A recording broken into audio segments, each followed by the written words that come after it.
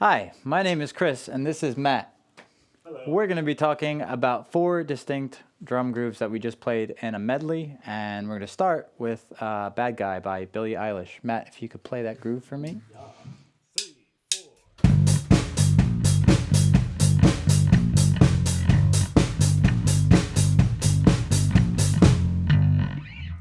All right, on that groove, what you basically have is what's called a 4 to the floor kick pattern, meaning that he hits the kick drum 4 times, and you can hear that in that 1, 2, 3, 4.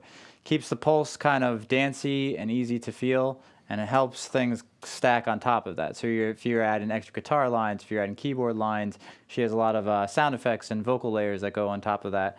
It's an easy foundation point to jump off of. The next groove we went into was a little bit more complicated, but just because of the 8th note pattern. So the 8th note pattern on this is going to be grouped in 6. So you'd have a 6/8 pattern on the ride cymbal here. So can you play that groove for me? This is We Are the Champions by Queen. 4, 5,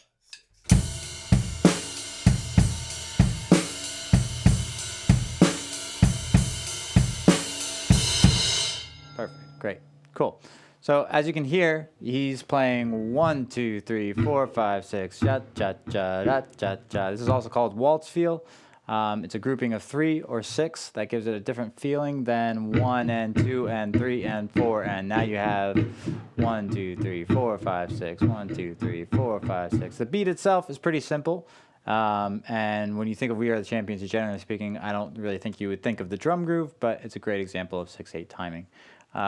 The third groove that we're going to look at is fairly complex and uses a 16th note pattern on the hi-hats. This is Come Down by Paak. So if you could play that for me. 1, 2, 3,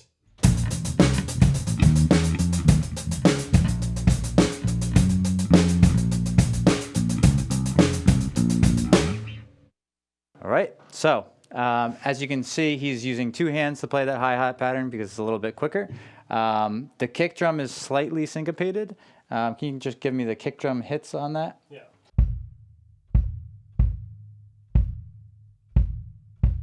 All right, so it kind of creates an off rhythm sort of thing, but if you notice, the first kick on that is on a strong beat, so it's not too off where you can't like dance to it or you can't feel where the pulse is on it. The last groove we're going to be looking at starts with mostly a fill, but the fill is so recognizable that you could argue that it's a groove in itself. So let's play that. This is Come Together by the Beatles. 1, 2, 3,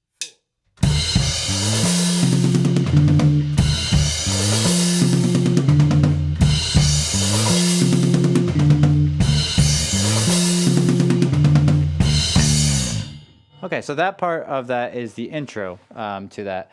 It's an amazing intro. It's very recognizable. And the reason we brought this one into the mix is it is a song that stands out by itself. If you hear that drum groove, you know exactly the song that's going to come after it. Speaking of which, the groove that follows that in the verse section is a tom-heavy one that plays, instead of on the cymbals, it plays on the tom. So we're going to look at that groove in a second. Can you play that for me?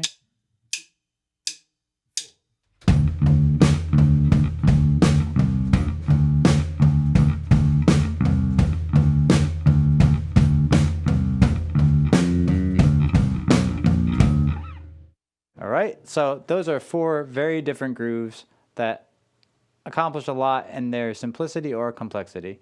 You have 16th note patterns on the hi-hats for some. You have groupings of 6. A lot of them pull from the same sort of ideas of a kick and snare on 1 and snare on 2 and 4, and just kind of create their own variant. So we're going to show you today how you can create your own groove. So today we're going to look at how you can create your own drum groove. Matt's going to help me out, and we're going to pick a kick pattern to start on either beats 1 and 3 or beats 1 and the end of 2. So what are we going with? Cool. Let's do 1 and 3. Okay. So it'll be 1, 2, 3, 4. 1, 2, 3, 4. Cool. All right, cool. Next drum we're going to take account for is the snare drum. So we can either do the 2, the 4, and either 2 and or 4 and, so singles or doubles. What do you? Let's do a little want? combo. We'll do 2 and the 4. So it'll be 1, 2, and. Cool. All right, cool. So this is your general groove that you have here. This is what changes in a lot of different grooves, but we're going to add something to glue it all together, and that's going to be the cymbals. So for this experiment, we're going to be doing the hi-hat on this. So can you pick me eighths or sixteenths on that hi-hat? Go with eighths. Cool. Let's do that. Let's hear that. So.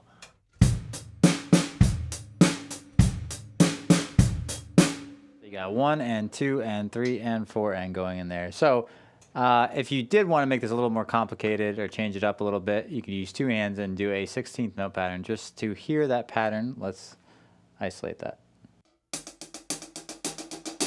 1 E and a 2 E and a 3 E and a 4 E and a. All right, cool. So the other thing you could do to that is change what cymbal you're playing on. In this case, we're playing on the hi-hat, but you could also play this on the ride. So we're gonna do the same exact groove, just on the ride cymbal.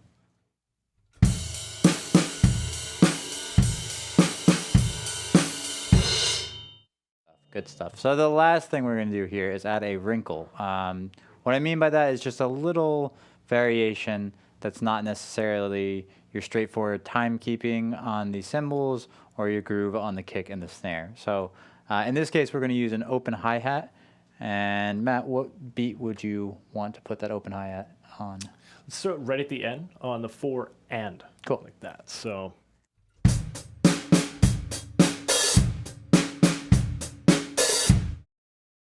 Pretty cool beat. All right, so from there, we're going to add a bass line so that it kind of all comes together. I'm going to be using playing bass over a progression that I used previously in our chord progression drill. So you can hear it all come together. So let's try that.